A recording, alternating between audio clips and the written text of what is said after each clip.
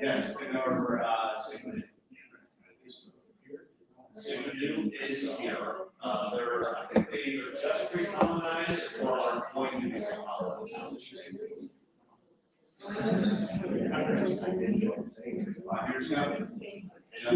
Yeah, 4 or 5 years ago.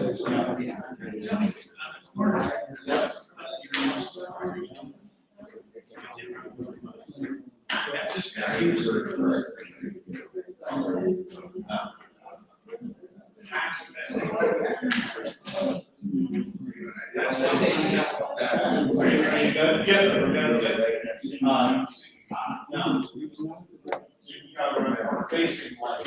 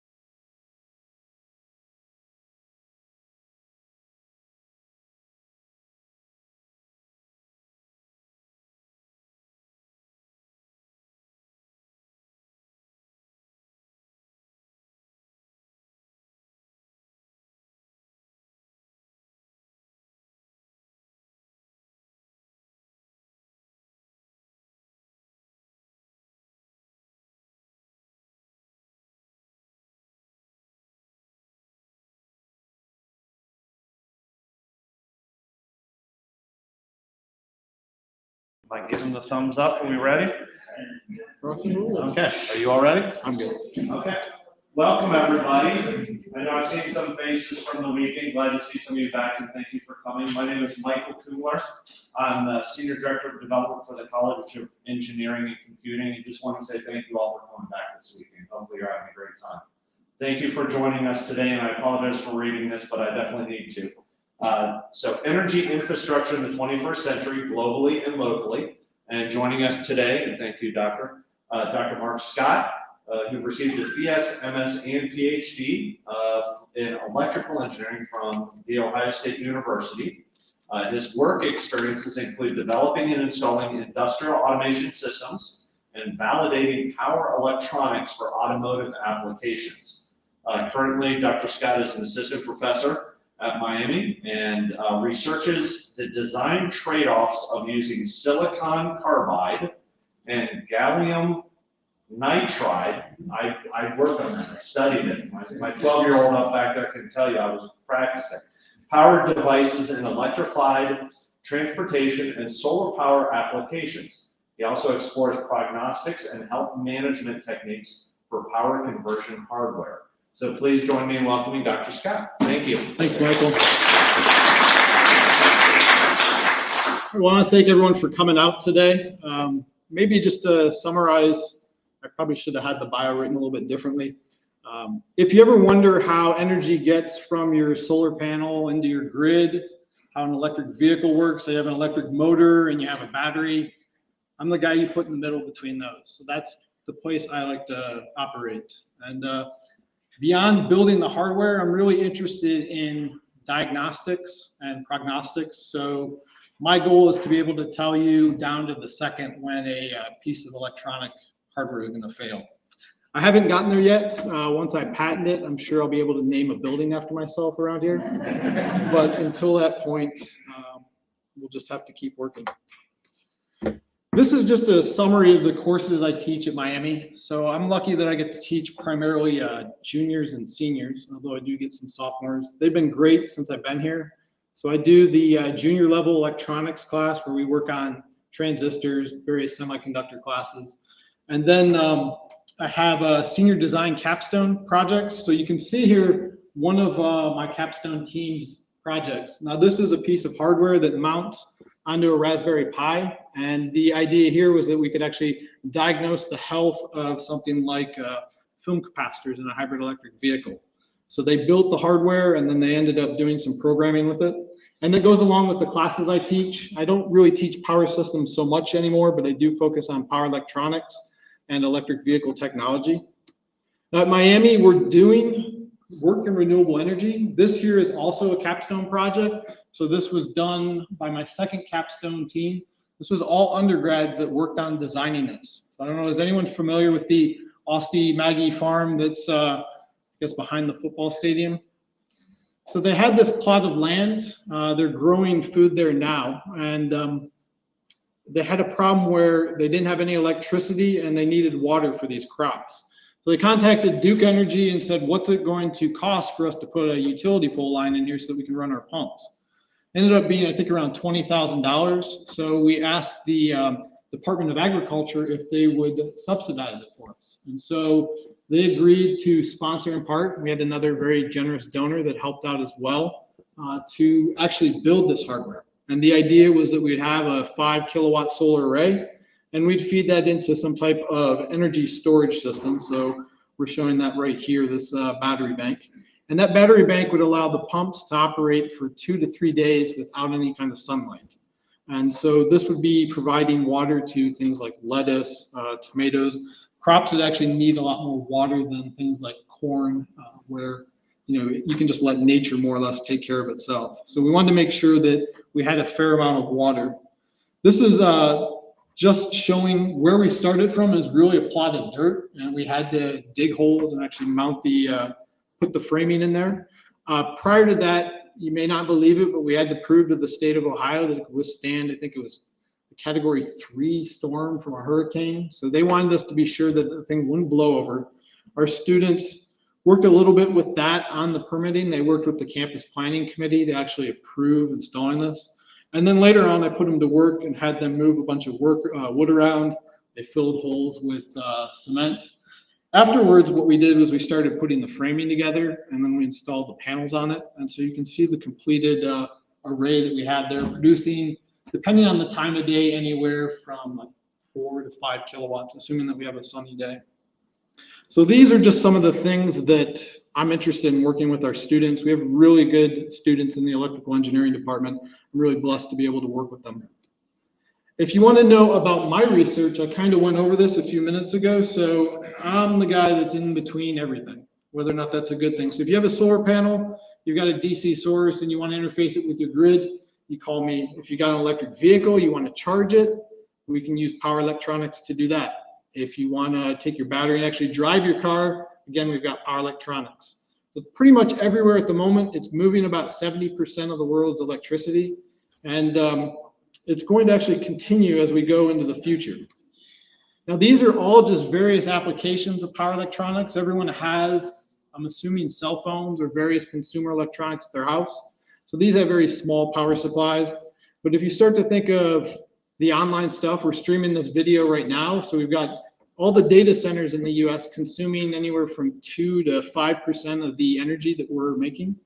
Now, if any of you came down from Chicago, you might have seen the Fowler Ridge wind farm. We also have what's referred to as a static VAR compensator. Does anyone know in here what a static VAR compensator is? Okay. It's a device that maintains grid stability. So we're taking plants off a line, and what this does is it deliberately injects reactive power into the grid. Basically, it maintains stability. So where you used to have, say, a coal-fired power plant before, and it's been taken offline, we can put a static VAR compensator in there, end up boosting the power factor. So really, this is about grid stability and efficiency. Now, we're also using power electronics in nuclear fusion. So in France right now, they're building the world's largest tokamak, and the idea is sometime, I think, 2030s, they're actually going to fire this thing up, and hopefully we'll be generating electricity from nuclear fusion. So in this case, fusion being the idea that we take hydrogen isotopes and we fuse them together to produce helium, as opposed to fission where we break radioactive elements apart. We have it in space. So for example, we have a SpaceX Dragon capsule there. It has both a 28 volt plus and 120 volt bus to interface with the power station, or excuse me, with the International Space Station. But more locally, what we're considering here is solar applications. And so we've got large applications that are at the utility level, smaller applications like the one they have in Yellow Springs. But we also have power electronics in places that you might not think about, like aviation. So I'll talk briefly about that. And basically where we're going to start today is on electric vehicles. So here's a roadmap for what I want to cover for the next, I guess, 30 minutes or so. We'll start talking about electric vehicles, and I'll go over why they may or may not make sense for you and how you can go about actually calculating it. So I was told this was a class, so I was going to give you some homework to do, or at least an example problem. It's simple. All you really need is your cell phone, so I hope your cell phone has a calculator on it. If you can balance your checkbook, then you can do this analysis. That was pretty much my goal. I want you just to be able to do back of the envelope calculations so that you can determine more or less what someone's telling you, whether or not it's true. After electric vehicles, we have charging to talk about, and I'm not really, due to the interest of time, going to go too in depth with the grid, but we know the relationship there. What I am interested in is parasitic loss. So specifically any type of behaviors that we may have that are, contributing to energy loss in the system. And then finally, I'll wrap up by talking about solar energy. So this is going to be sort of an open dialogue. I hope you're happy to ask questions and interact. It'll be more entertaining that way, and it'll help me gauge where your knowledge level is at. So I'm going to assume that if everyone's quiet, you're either bored or you understand. So I hope the fact is that you understand, and you can, if you don't, just ask questions, because that's the best way that we can go about this.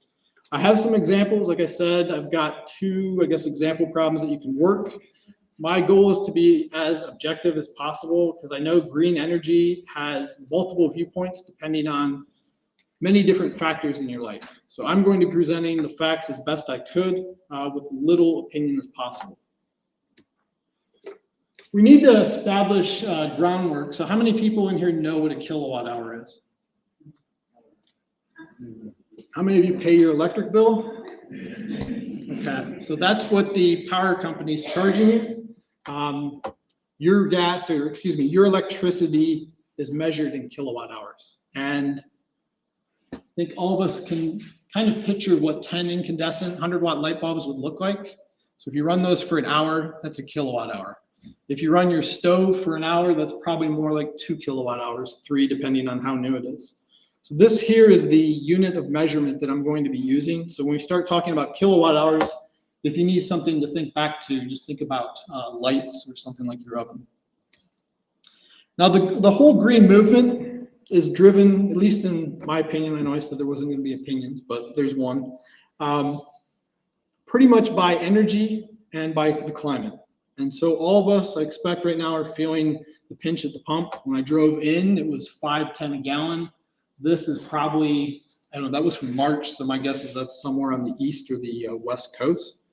But oil prices are going up. That's trickling down to us. And so the idea here is that if we move to more greener, sustainable types of energy, then it'll be cheaper for us. We'll go into whether or not that's the case in this talk. I think you have to look at it, though, at least I look at it as a scientist. Matter's finite on Earth. So fossil fuels are finite on Earth. If someone tells me we're going to run out of oil in 10 years, I don't believe them. If someone tells me we'll still be using oil in 1,000 years, again, I don't believe them. I think this is really the debate here, is when is oil going to become this crucial resource? It's really, you know, an individual thing, because I've heard multiple different statistics. I think when I was an undergrad, they said it would run out in 25 years. We still have it, and we're producing more of it in the US than we were then. The other thing is climate change. And again, this is another hot button topic. I'm not going to tell you whether or not I think it exists, but many scientists believe that it exists. I think we can all agree that smog exists, at least depending on the different cities that you've traveled to. You know, I've been to certain places and I've seen smog, and I've been to other places and I haven't. Some people noticed a change in the air quality during the pandemic, if there was any kind of benefit to that. I don't know if anyone is among those type of people. But these are really the 2 drivers when you start talking about a green movement. When we look at electrification in general, what we can see here is that it's a major source of greenhouse gas. So 27% of the greenhouse gases produced in the US are from transportation. And that ends up being a bunch of particulate matter that's released as exhaust. Now, this is an extreme example, but it demonstrates what certain people are concerned about as far as what's coming out of your tailpipe. And if we go ahead and we dig down a little bit, we can see that 60% of those greenhouse gases are actually coming from light duty vehicles. So that's pretty much all of us. So to combat that, and this has been driven in part by federal regulations such as the CAFE standards, we've developed hybrid electric technology. And there's primarily 4 technologies that you can consider. So you've got a mild hybrid, and this could be something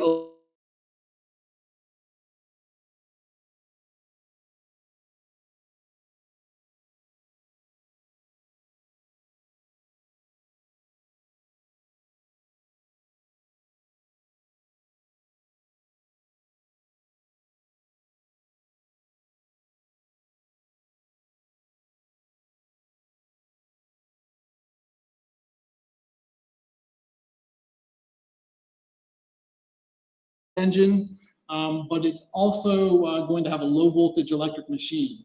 The difference between a mild hybrid and a regular hybrid is that you can't run your car on a mild hybrid. So there's no EV operation, there's no grid charging. Now, if you take a full hybrid, in this case, you've got a much larger battery. You're going to use that battery, that energy in the electric motor to actually give you some type of propulsion. And to me, that's a better type of technology than, say, the start-stop assist, because the user doesn't experience it. So you hit the gas and the car kind of moves. We're using high voltage batteries. We're using high voltage electric machines. We can run maybe a little bit on low speed for a short amount of time. I know hybrids can drive around the parking lot. You can hear them. Now, when we move to a plug-in, what we see is we have a much bigger battery.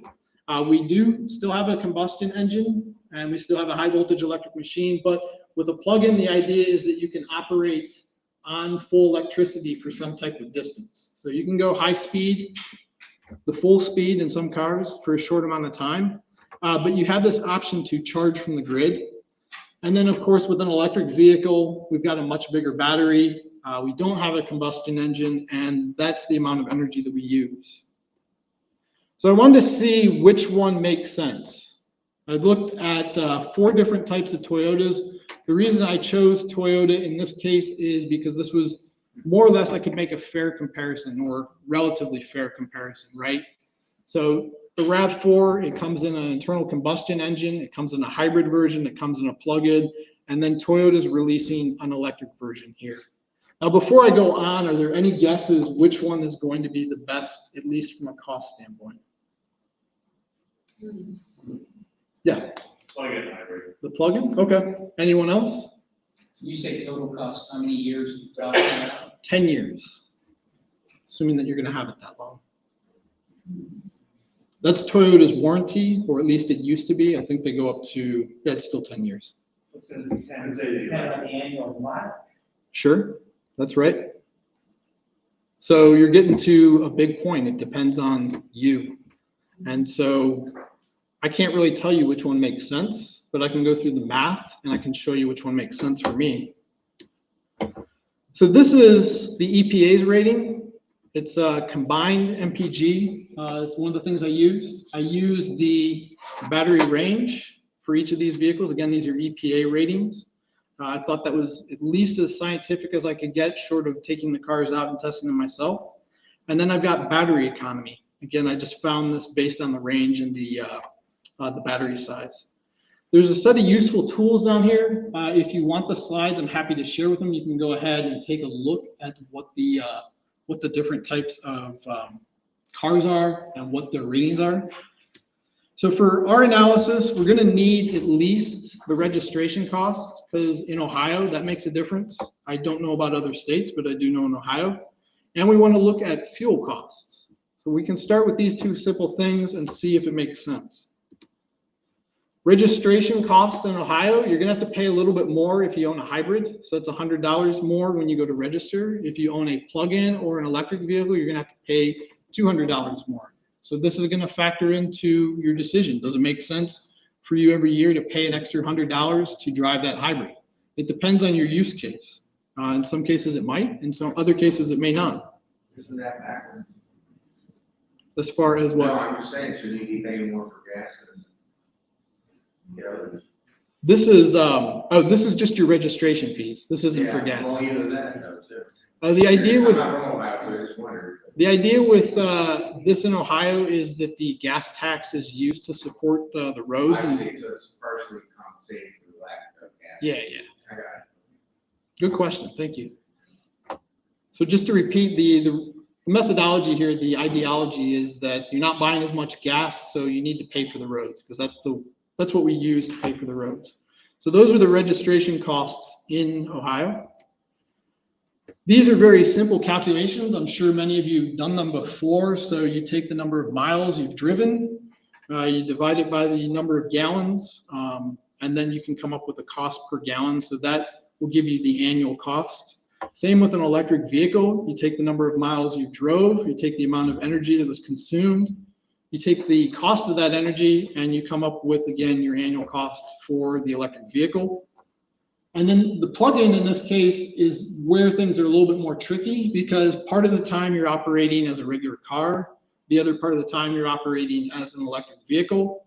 So for a plug-in, you really need to sit down and think, do I have a 5-10 mile commute?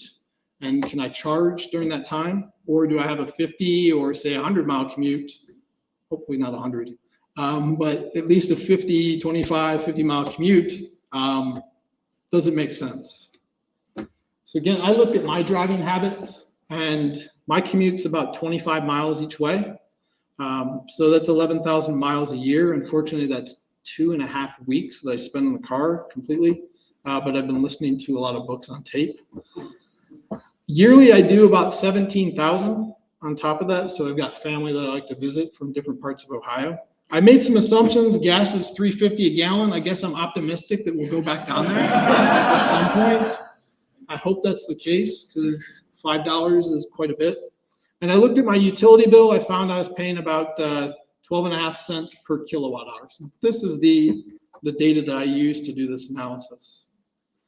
So I took for a gas car, and I used these gas costs. So I just took 17,000, divided it by the fuel economy, 30 miles per gallon, and I came up with a number of gallons, multiplied that by $3.50 a gallon. I came up with a set of costs. I did that for the hybrid electric vehicle. You can see that the hybrid is a little bit cheaper, even when you consider registration costs. The plug-in is where things get very tricky, because you got to estimate about how much time you're going to drive as a plug-in, how much time you're going to drive as an electric vehicle. You know, just driving back and forth from Miami, about how much I can estimate there. So I came up with a number that was, at least out of this, was about 80%. And then from there, the EV, again, you can just use your utility. So you can see that these are the annual costs. Now, am I missing anything from this analysis? Because clearly it looks to me like I should be buying an EV. Acquisition cost. Acquisition cost, perfect. So if I go in and I add in the cost to actually buy the car, and I look out 10 years, and I'm not putting maintenance in this because I'm not a mechanic. I don't really know how to estimate that. I can tell you about, right, this is about the level of chemical engineering I can do, mechanical. I can tell you how your car works. But anyways, if we put these costs in there, the hybrid and the gas car, they both start around this $30,000 range. And you can see they end up at the end of it around 40, 45,000.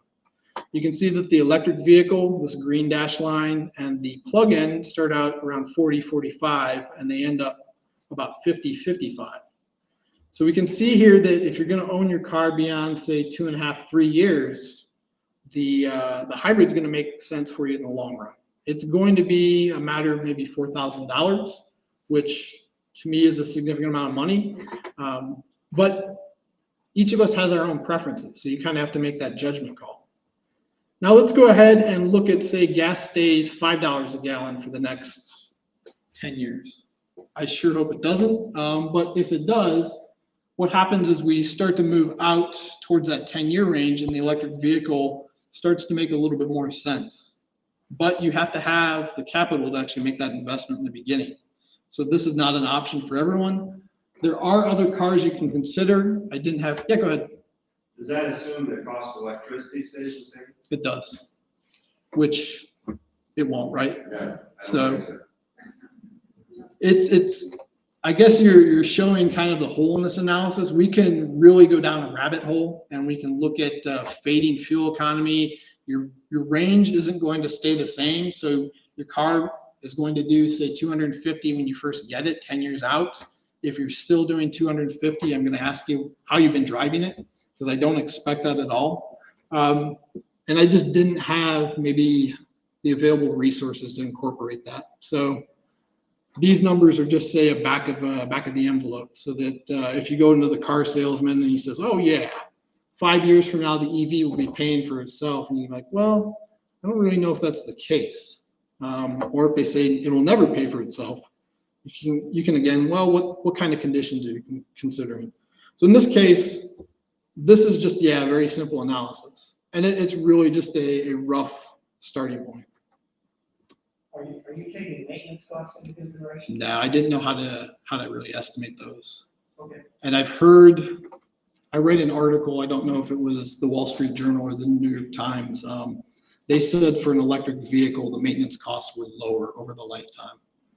But they cited things like brakes contributing it. But that's about as far in depth as I gotten with maintenance.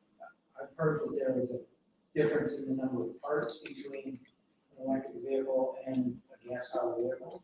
Is that correct? Yeah, that's true. And I don't know what those numbers are. But yeah, that's true. It's, again, you can go down this rabbit hole and really start to look at these things, and your analysis will get more in depth. This was just something I kind of threw together. Replacing the batteries will be gigantic. Yep. Yeah, you're talking several $1,000s, maybe as much as 5 to 10, depending on the size of your battery. So what I found online for the hybrid electric, it was about $4,000. So we can come back here and we can bump this up $4,000, or you can sell it to someone else at that point. Definitely a lot of things that we can consider here. What are you about the failure? What's the failure rate? The batteries, Yeah. they're warranted out for, like, if you take Toyota, 150,000 miles or 10 years. So they're betting that it's going to last you 10 years. The warranty of the battery, both the electric cars and the BEV cars, Mhm. PHEV cars, it's to 10 years, but it guarantees that you'll have a minimum of 80% left of that battery. So at 80%, and like Tesla, they estimate that their battery is a million-mile battery. Mhm. So that same battery can last for 5 different cars, so swapping it from the next car to the next car. Mhm. So same holds with PHEVs, the batteries are much longer lasting than they used to, and it also reduces the wear and tear. So a lot less maintenance. Mhm. Sorry, I came to the car industry and started that. No, I'm happy to have your opinion. So I think you had a question back there. I was just asking, when you buy this electric car, how long will that battery last? Okay. Yeah, I'd say roughly 10 years. That sound about After right? about 10 years, you should still have 80% available charge left in your battery. So if you had a 300-mile car, you'll still have 80% of that charge left over. So you might not be able to go quite as far, Mhm. but you'll still have a very viable battery.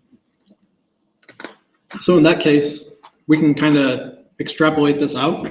That's all based on different types of chemistry that you would have in there, but I'm glad to hear that they're considering that. So if we go ahead and we start to look at adding a tax credit to this, you can see here that the costs start to come down. So if you do buy the RAV4, and I apologize because I feel like I'm a salesman for Toyota, but this applies to other vehicles if the incentive exists. You can see that these numbers start to come down a little bit more. And so in this case, it starts to become more about user preferences. And I think, I guess before I move on, this is sort of what we're looking at in this area. So how can we extend these curves, and how can we lower them?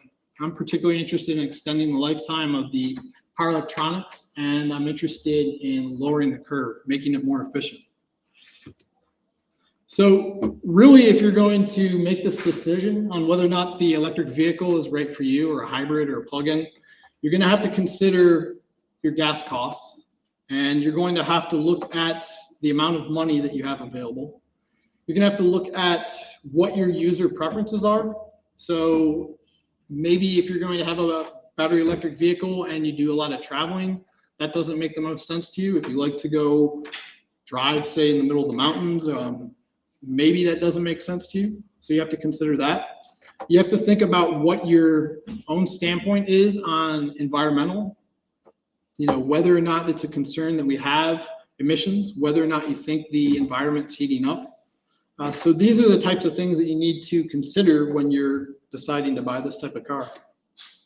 Now, electrification is not only being used in vehicles, automobiles, it's also being used in aircraft as well. And this is one of the areas that I look at. So an older aviation system would have a 28 volt bus, but now we're moving over to a 115 volt AC bus or 235 volt AC bus. Now, anyone know why we want to move from 28 volts to 115 or 235? So you recharge. Not recharge. Although the 787 does have batteries aboard it, but that's not the primary reason. Any other guesses? Pushes out more power. Yeah. Other things that you need in the airplane. We do. We have a lot more power. And so we have this relationship between voltage and current. So if we increase the voltage, then we're able to reduce the size of the wires. Think about our high voltage transmission lines. We have megawatts of power flowing across the US and conductors that are about that big, maybe a little bit bigger. So we're able to do that with high voltage. We want to do the same thing in aircraft. And again, we have a lot more power on the aircraft. Think about maybe over the course of your lifetime, how air travel has changed. How we used to have a projector up at the front playing a video, and you only have one video, and now every seat cushion has its own little LCD screen, 7-inch screen. You have a place to plug in. Not only that, we have different climate control systems that we're putting in there. So there's this big electrification in aircraft that we're concerned about. You can see how over the course of time, this electrification has changed and how we, from the 60s, we're operating with a 100 kVA system. And now with the Boeing 787, we're moving out to 1 MVA. And this is the roadmap that NASA has for vehicle electrification. So this whole goal of having entirely electric aircraft. And their projection, you can see the different power classes and capabilities. That this technology will start appearing in the next 10, 20 years that we'll be able to do this. And they're doing a lot of experimentation. This is being driven in part by different types of drone applications. So people are looking at using large drones as taxis, and we could have solar powered battery chargers, or potentially they could even run on solar energy. Again, this is another place that we're looking at. So by improving efficiency, we're interested in lowering size and weight of this hardware. And again, so this is the hardware that sits between the generator and the rest of the distribution system. Now, if we look at the current energy infrastructure in the US, we have about 3.9 trillion kilowatt hours that we're consuming every year. And this is 23,400 generators that are operating in synchronization. Technically, these are broken up into about 3 different interconnects. So you can assume that we have in each interconnect anywhere from, say, 7 to 10,000 operating in synchronism, which is pretty incredible. We have different types of energy that we're using. So we've moved away from coal-fired power plants and moved over towards natural gas. We're still using nuclear. It's a good baseline type of electrical energy. And we have a greater share of renewable energy in the US than we did, say, 10, 20 years ago. And I'll talk a little bit about that. Now, the question a lot of people ask is, if everyone bought electric cars tomorrow, would the grid be able to handle it? The answer is probably not, just based on the charging capabilities. The grid's relatively old when you look at it. So it's kind of good that everything's moving along a little bit slow, at least as far as electrification goes. Now, we can do things with distributed energy, putting solar panels, putting battery banks up there, which will help this in the long run. But what I want you to think about here, consider, is just maybe how fragile the grid is and yet how reliable it is. So I read a statistic in the Journal News, it was yesterday or 2 days ago, and they were saying with just the smaller co-ops that the downtime averages 1 downtime a year. I don't know if This is the same for everyone. And the downtime's less than 150 minutes. So the grid's running about 99.9% of the time, probably even a little bit more. But if we start to look at what happens in the grid when we have some type of disturbance, so in this case, what I'm showing is a fault. And maybe before I proceed on, what you can see is various spots along the grid in this eastern interconnect that they're measuring. And so we're going to have a power outage in Florida. You'll see it down in here. And I want you to see just how it propagates throughout the US. So this is one power outage. It's a large power outage, but it's propagating throughout the US. I don't know if any of you experienced the blackout in 2003. So that started somewhere up near Cleveland. More or less, we had a very hot day. That hot day ended causing power lines to sag. And from there, what we had was, because of the hot day, because of the sagging power lines, we had an issue where a trip caused a cascade event, and that cascade event rippled out through the entire grid. So this is something to consider if you think about maybe, and I hate to really go into this, but since this is an informative talk, one of the areas that we could run into in the future for domestic terrorism is someone attacking the grid. And it's relatively simple to do with Google Maps, a couple of high-powered rifles, and people that are interested in bringing down the grid. Because we really have, at least according to one paper I've read, about 9 critical points in the grid that if you took them out, the electricity would be out anywhere from 12 to 18 months. So it's a big concern. Now we can get around that by having distributed sources, but it's definitely a concern. It's one of those things that actually keeps me up at night. Now on some more lighter note, excuse me? It keeps us up now. I think it's good to bring awareness to this, just so that you know the importance of energy. And just know, I guess, some of those vulnerabilities that we have. I'm assuming no one in here wants to go out and bring down the grid. One of the things I'm also interested in looking at is parasitic loads. And in this case, what we're talking about is different things that you can leave connected to the grid. And those are going to result in various types of power loss. I went through my house and just with a multimeter, actually 2 multimeters, I ended up just looking at different types of power losses. So I looked at my cable box, and the reason I was inspired to do this is because I put my hand inside the entertainment center and it's hot, and I haven't had the cable box running for a week. There's been no good sports on, right? I'm not watching the Reds right now. I wish they were doing a little bit better. I'm really waiting for college football. So I got 28.5 watts that I measured just for my cable box. I went and looked at my Xbox power supply. Imagine some of you in here have kids that have their Xboxes. Maybe they go off college and they leave the thing plugged in. So mine was consuming 6.25 watts. I haven't had time to play video games in quite a while, so I figured I would just go ahead and unplug it. I looked at like a laptop power supply, my computer monitors, even my cell phone charger. And so I've got this simple analysis. I went through, I guess in the interest of time, I better just go through it real quickly. But essentially, you figure out the idle time for different types of loads. From that idle time, what we do is we figure out the amount of energy that's being consumed. And then we can go ahead and we can extrapolate that energy out over the course of the year. And then we can perform some type of analysis on this. So here again were my assumptions. They're roughly 730 hours in a month. Utility rates again are about $1.25. And I just looked at some other environmental factors because I was kind of curious. And I looked at the amount of downtime. So I assume that I watched about 18 hours of television, or at least it was on. Again, that depends on what's going on as far as sports go, or March Madness. Pretty much right now, all I'll do is watching tennis. I've got to wait a little bit for Wimbledon. My cable modem sits idle. I turn it off when I leave for work. I don't have like a ring on my house, so I guess hopefully you guys won't come and find me. But some people can't do that. So I looked at, if I left my cable modem on, if I left my Xbox plugged in and just didn't use it for a year, and then if I have my computer monitors.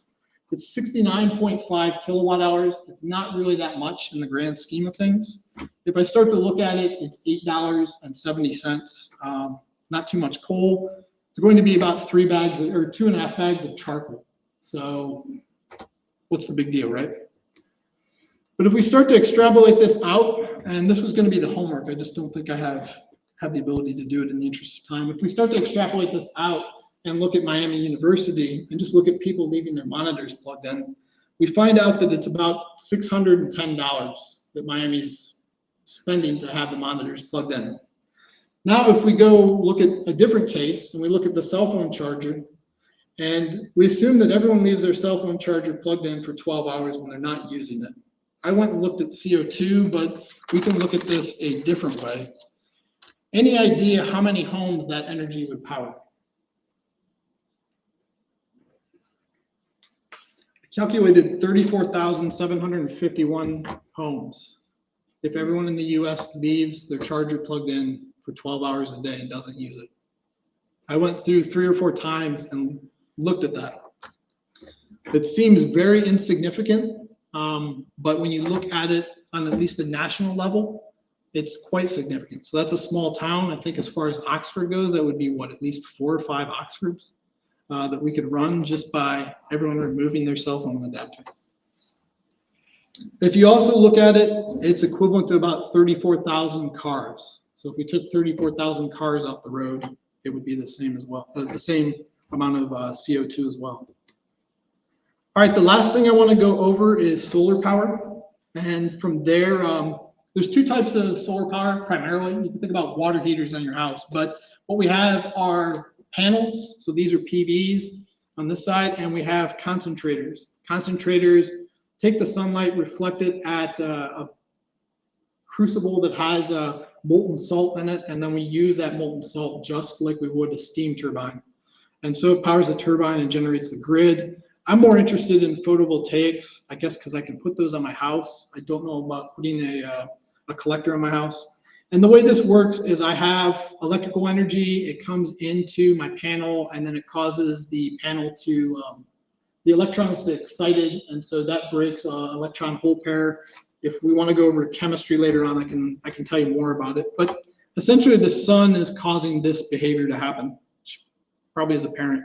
But what we can actually do, though, what they have on the International Space Station is they have a bunch of these junctions stacked together. So for a panel that you'd put on your house, it's going to be about 19% efficient, maybe as high as 24, depending on what country you buy it from and how much you're willing to spend. But on the space station, they approach more like 40%, 45%. But again, they're more expensive. If we look at costs of PV applications, in the last 10 years, you can see that in solar applications, our costs have been cut by roughly 1/3. So this is for residential. For commercial applications, again, probably more like 1/4. For utility, and probably this is the most important one for us, we've cut almost five times the amount of cost for it. So if you look at the subsidized cost for utility, it's now on par with natural gas. There's a big push to use utility grade, but I'm not going to be having a utility behind my house. I'm more interested in what's going to be at the residential level. If we look at the various cost breakdown, you can see that this here is basically equipment. This here is going to be installation, and then these are the soft costs like permitting, tax. So you can see as far as the equipment, the installation goes, our costs have gone down quite a bit. As far as the soft costs go, they have not gone down quite as much. So if we want to make significant gains in making solar power cheaper, then we have to focus more on these soft costs. These graphs are really useful because what I can do is I can come up with a quick estimate of what it's going to cost to put a solar panel system on my house. This is going to have some type of margin of error, but again, it'll give you a good ballpark figure. So we're going to assume that the cost to put it on our house is going to be $2.71 for a watt. And I'm going to put an 8 kilowatt system on my house. So if I look at the average prices in 2020, that's going to cost me $21,600 for that 8 kilowatt system. Now, currently the government's giving you a 26% subsidy. Various states are giving you more subsidies to encourage encourage you to buy solar. So that'll drop it down to $16,000 to buy the system. It's still quite a big investment. Now the question is, how much energy is it going to produce? Now the way we can come up with that is we can use the data from NREL, and what they've done is they've looked at various types of plots in the US. They say 4 kilometers by 4 kilometers, and they measured the amount of sunlight that's actually incident upon those areas. We can use this map really easily. And so if I have a 350 watt panel, what this map says is on average over the course of the year, if I live in Cincinnati, Ohio, I can expect to get 350 watts for 4 hours. I'm not going to go through the math. If you want to talk about it, we can, but that's how we can use this map here. This map is generated by the sun data, so you can see that as we have this progression of sun throughout the day, the amount of power that we extract becomes greater. If we have a cloudy day, that's going to be a lot more variable. And what NREL did is they took 18 years, they had very small plots that they looked at, and then they did some calculus and statistics, and they came up with that map. That map's great because I can go ahead and I can use that to determine how much energy my solar panel system is going to provide. Like I said, in Cincinnati, we're looking at 4 kilowatt hours per meter squared per day. Basically, I'm going to say that my radiance is going to be 4. I've got an 8 kilowatt system, so I can assume that over the course of the day, I'm going to produce 32 kilowatt hours, but that's only if I had 100% efficiency. 80% is probably maybe a little generous, but it's not totally unreasonable. It depends on, again, what type of panels, what type of hardware you have, how much you want to spend. We'll assume that it's installed for 365 days, so that's going to be 9,344 kilowatt hours. So if I go ahead and look at the average home consuming 10,715 kilowatt hours and compare that with and without solar, it looks like I'm going to save a lot of money. Does anyone see any kind of flaw in this logic?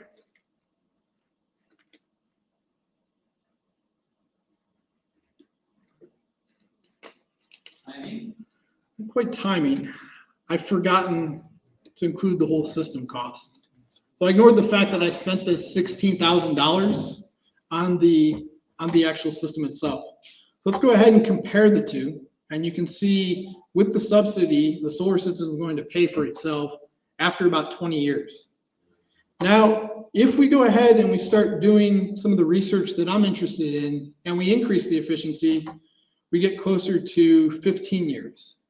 Now let's say that we can go ahead and we can reduce some of those balance of system costs. So we can make it easier to install solar. Now we start to get down to about 12 years payback period. So that was just Cincinnati, Ohio, based on the average usage. If you have different tax incentives, for example, if you live in California, you have a lot more sunlight, they're giving you more incentives. It may make sense for you to buy solar. You may have a payback period somewhere around 5 to 10 years. In Ohio, it really depends. So it depends on your preferences. Now, if you look at what we're trying to do, we're trying to change those curves. So at Miami, we're interested in extending this beyond the 20 years. And we're also interested in improving the efficiency. So can we bring this down even further? That's the type of work that I'm interested in. I'm not a politician, so I can't change the soft costs, but I can make the hardware more efficient. I think in summary, if we want to look at the whole green energy movement and whether or not it makes sense, again, we have to consider energy prices, not only for gas, but if you're heating your house with natural gas or any type of energy that you may be using. You have to look at finances. So how much money do you have now? How much money do you have in the future? How much does this stuff cost? A lot of it's going to be driven by money. You're going to have to look at your user preferences. You can look at where you're located. These things are going to really determine whether this technology makes sense. I think with some of these, there's a utility in actually driving an electric vehicle because you feel better about it. And those people tend to be concerned about the environment. They're worried about different types of emission. They want to reduce smog. Their idea is that we can get from this point to that point. So that's the whole goal of reducing the amount of CO2 that we're producing in the US and around the world. So with that, I have one final closing mark. There's this whole idea with say finances that it doesn't make sense. And there's one thing I want people to consider, one thing I'd like you to consider before I end my talk, is that this is a very sensitive subject politically. We can do nothing, but the rest of the world's doing something. And so if Henry Ford decided to do nothing and just say, well, the horse is good enough, I don't know where we'd be at. The US can do nothing and we can maintain the status quo. The rest of the world is kind of going on. So you got to ask yourself, in the future, if we need this technology and we don't have it, what are the ramifications? So with that, I'd like to thank you for your time. I'd like to thank Miami University for this opportunity to present.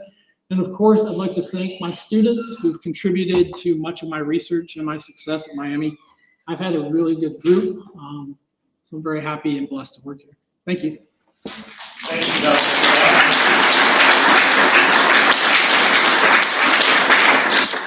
We do have a couple minutes if anybody does have questions before we go on to our next session. Any questions for Dr. Scott? Yeah. How practical is small nuclear? The small what? Small nuclear, we're talking about very small plants that are more safe to use.